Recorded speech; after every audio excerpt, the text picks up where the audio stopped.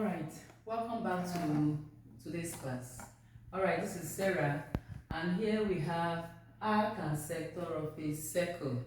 So we are going to do some recap on it. Okay, so now we have a circle, and this we call O is the center of a circle. Of course, we know that the distance from the center of a circle to the circumference is called the radius. Alright, so this is the radius, this is another radius, right? So this is in between these two radii, I have A and B. Now, from A to B is a part of the whole circumference. Now, this part of the whole circumference is what we call an arc. So I said that an arc is a part of a circumference, right? Now, what about this region that I shaded? The region in between these two radii and this arc is called a sector of a circle. Alright, so a sector of a circle is the region bounded by two radii and an arc. So this is it. I can cut it out as follows. It will be this. So here is A, here is B, and this is O. So the whole of this is the sector of a circle. That's how it is. So we are going to talk of the perimeter and the area of this sector. So before we talk about that, we should know what the length of this arc is. How do we calculate the length of the arc? So because the length of an arc is a part of this arc is a part of a circumference. Of course, it subtends an angle here at the center, which is theta. We call this theta an angle. It can be any angle, right? Now the length of an arc is calculated as what? The theta, which is the angle it subtends at the center, divided by 360 degrees. Why? Because the sum of angles in a circle is 360 times 2 pi r. Recall what 2 pi r is the circumference of a circle. So length of an arc is theta over 360 times 2 pi r. So it's either you call it length of an arc or you call it arc length. Arc length. Now, since a sector is bounded by two radii and an arc, the perimeter of a sector, this is radius, this is radius. So the perimeter will be the sum of all this side. That means sum of this arc plus this curved place, which is the length of the arc. So it will be 2r plus length of arc. So perimeter of a sector is 2r plus length of arc, where we already know that length of arc is given by this formula. Alright, the next is the area of a sector. The area of a sector, OAB, will be theta over 360 times pi r squared. Pi r squared from the area of a circle. So it's theta over 360 times pi r squared, where theta is that angle that it subtends at the center of the circle. Okay. Now we'll talk about the next one. We'll talk about is the segment. What's the segment of the circle? And we'll talk of the chord. Okay. Okay. So we have the next is the segment. So, but before we talk about the segment, we should know what a chord is. Now look at a circle. Look at a sector of a circle. Now from the line A to B is what we call the chord of a circle. The line AB is this line segment AB is the chord of a circle. Now this region, this shaded region is the region we call the segment. This should be the minor segment because the whole of these above will be called the major segment. So but let's talk about the minor segment. Now we say that a chord is a line joining any 2 points on the circumference. These are 2 points on the circumference. Now when you join these 2 points with a line, it gives us a chord. A diameter is also a chord. In fact, a diameter is the longest chord. Yes, it's the longest chord.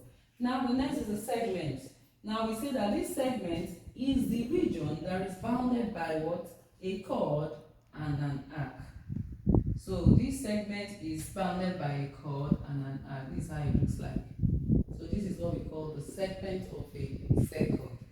Alright, so So let's talk about this perimeter. How do we calculate the perimeter of this segment? Now from this shape, you see that the perimeter will be the length of this chord AB and the length of arc.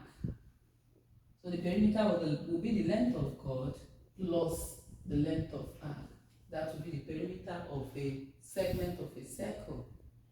Area of a segment of a circle. Now when you look at this, the area of this segment should be what? Now when you take the whole shape here is a sector of a circle. This is the angle it sustains at the center of the circle.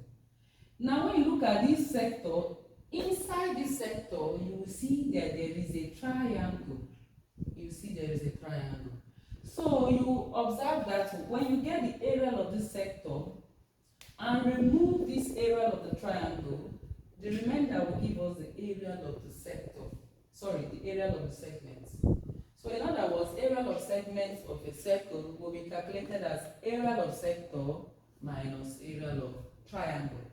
So and recall we already got in the area of a sector to be theta over 360 times pi r squared. Then minus area of triangle. Now also in our previous class I gave you the two formulas for finding area of a triangle. So we are certainly using this one. So it's half r squared sine theta. That means half times what? The two given sides and the included angle, sine of the included angle. So that is it. So these are the formulas we'll be making use of. So we are going to solve some problems on it. We're going to solve some problems. All right. So the first example, it says in the figure below, O is the center of the circle of radius 3.2 cm. If angle PRQ, so this is R here, if angle PRQ is 42 degrees, calculate, correct to 2 decimal places, the area of the eye of the minor sector, POQ. II, the shaded part, which is this. So how do we do this? Now when you look at this, you see that we are giving angle at the circumference. But we are not giving angle at the center here, which is substance. So we have to find it. Now recall that theorem that says what? Angle at the center is twice angle at the circumference. Right? Angle at the center is twice angle at the circumference. So therefore we say that angle POQ is going to give us 2 times 42 degrees, meaning angle at the center is twice angle at the circumference. Alright, so that's what we are using. So this will give us 84 degrees. So we are making use of 84 degrees as this angle here. Right? Okay. Now, since we have gotten that, we can easily find the area of the minor sector. The minor sector. So we know that area of sector gives us theta over 360 times pi r squared. Right? Our theta is 84 divided by 360 times, we use 22 over 7 as our pi, times r, radius is given to be 3.2 cm times 3.2 cm. So when you multiply this, it gives us 7.5093 centimeters squared. But recall we are asked to give our answer to 2 decimal places. So this will be 7.51 centimeters squared. So this is the area of the sector. This is the area of the sector. Alright, next we find the area of the shaded part. Now observe that the shaded part is a segment of a circle. The shaded part is a segment of a circle. So we're giving the formula for finding that.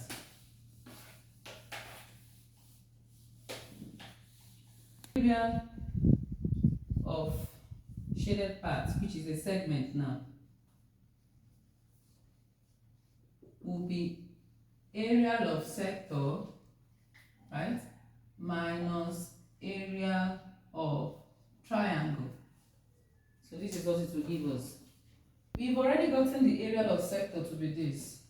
So we find the area of triangle. So when we find the area of triangle, we'll now do what? We subtract both of them. So area of triangle will be 1/2 r squared sine theta. Recall that, right? So this will be 1/2 times our r is 3.2 cm times 3.2 cm sine 84 degrees. So what will it give us?